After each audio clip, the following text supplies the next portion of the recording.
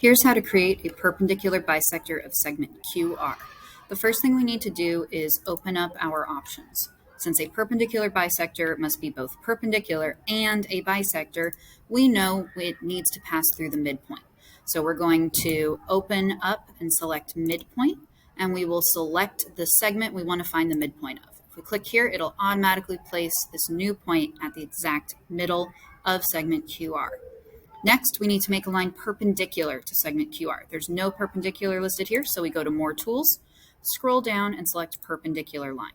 We need to click twice to place this. First, to pick the line that we want it perpendicular to.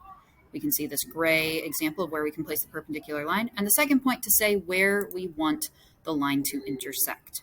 So at this point, we now have what we think should be a perpendicular bisector. Now let's check to make sure it actually is a perpendicular bisector. To do this, we need to show that it's perpendicular so that we have right angles. So we're going to mark an angle. So clicking 3 points to build the angle.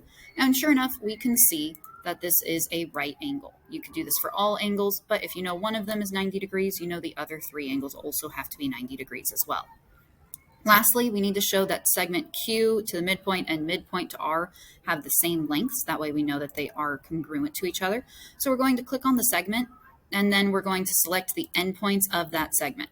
So I have just done this here from Q to the midpoint. Now if I click on just this little half segment here, whoops, come on. I'm going to change the color so it stands out. We can see this is just half of the overall segment.